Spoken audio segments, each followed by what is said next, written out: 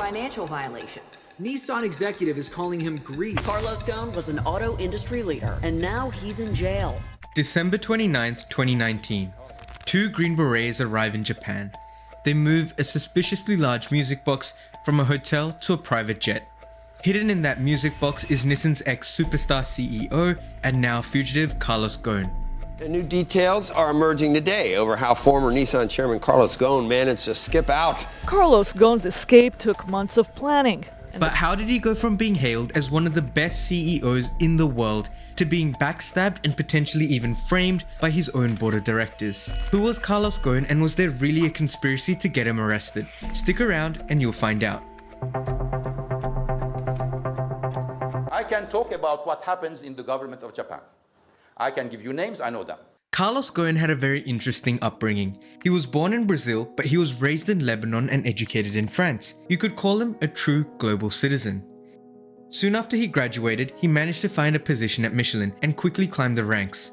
By just the age of 30, he was already COO of Michelin South America. When he arrived, the company was bleeding money. But in just 2 years, Ghosn revived the South American operations, earning himself a promotion to CEO of Michelin North America. By this time, Ghosn had established himself as a true turnaround master and was ready for his next challenge. And that challenge came in 1996 when Ghosn jumped ship to Renault as executive vice president. Most people thought he was crazy. With the French manufacturer teetering on the brink of bankruptcy, this was truly gonna be a trial by fire. But just as ever, Ghosn was unfazed and quickly got to action.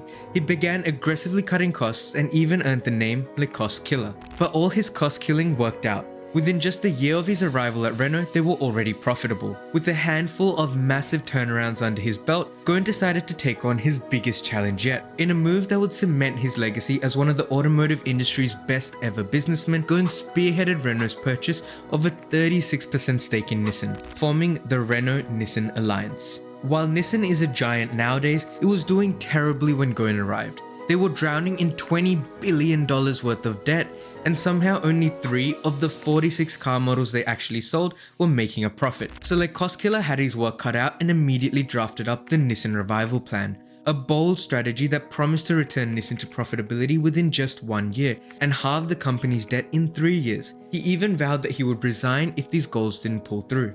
And so he got to work. Ghosn was slashing jobs left and right. He shut down 5 manufacturing plants and cut ties with half of Nissan suppliers. But when it was all said and done, his magic worked once again. By 2002, Nissan was back in the green, and by 2003, they were debt-free. Ghosn was a hero in Japan, to the point where he was even featured in manga.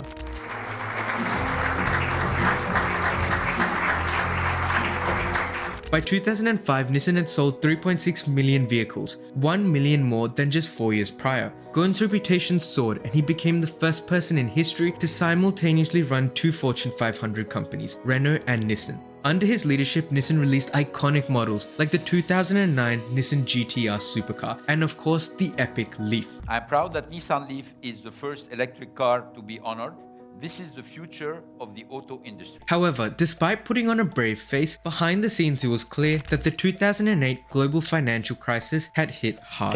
Let's talk about the speed with which we are watching this market deteriorate. We're red everywhere, essentially, down by 4-5%. We're down over 16%. Dow at the same time has fallen about 18%.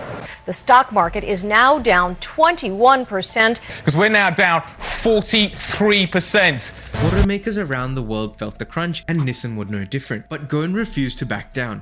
He announced that Nissan would increase their global market share from 6% to 10% over the next 8 years. And to achieve this lofty goal, Ghosn placed near impossible sales targets on his dealers.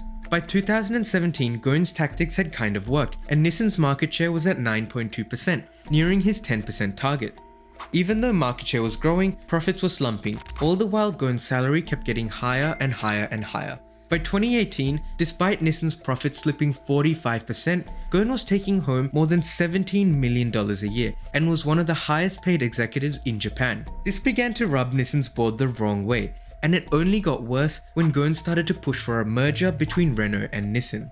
Ghosn was obsessed with being the biggest and the best. That became an issue. This merger idea was not popular with Nissan's board, and it was especially not popular with the Japanese government. There's tensions that have been building up. He also wanted to solidify the alliance and hand more power to the French, which was the thing that those inside Nissan were terrified of. As Ghosn pushed harder and harder for this merger, tensions only escalated, and he was perceived as putting Renault's interests above Nissan's. But the merger was about to become the least of Ghosn's problems. But breaking news, in the past few minutes, Nissan has revealed that its chairman has been arrested. In November 2018, upon landing in Tokyo for a board meeting, Ghosn was arrested by Japanese authorities. He was accused of underreporting his income by tens of millions of dollars and misusing company assets. But it was all going to be just fine. Nissan, the company he had saved just a few years ago, were obviously going to back Ghosn's innocence. Wait, never mind, that's not what happened. As soon as news broke of his arrest, Nissan fired Ghosn, and it only gets worse. Reports started to emerge that Nissan's board had actually been cooperating with Japanese prosecutors behind Ghosn's back. Now Ghosn was backed into a corner. He was being hounded by the Japanese legal system and their 99% conviction rate, while also being backstabbed by his own board. Facing what he believed was an unjust legal system and corporate coup, Ghosn hatched a cunning plan. On December 29, 2019, Carlos Ghosn escaped Japan. With the help of former Green Beret Michael Taylor and his son Peter, Ghosn was smuggled out of his Tokyo residence, hidden inside of a large musical equipment case with just a few breathing holes. Luckily, the music box was too big for Japanese X-ray scanners, and Ghosn managed to slip past Japanese security and onto a private jet at Osaka's Kansai airport. In less than a day, Ghosn was already in Lebanon, a country with no extradition treaty with Japan, so he was free, kind of. But you see, when you're as rich as Ghosn, your reputation matters more than anything, and right now his reputation was toast. And so in Lebanon, Ghosn invited the world's media to hear his side of the story. I would be ready to stand trial anywhere where I think I can have a fair trial. Ghosn delivered his address in 4 different languages: English, French, Arabic, and Portuguese, charming the audience and ensuring that his message would reach every single corner of the globe.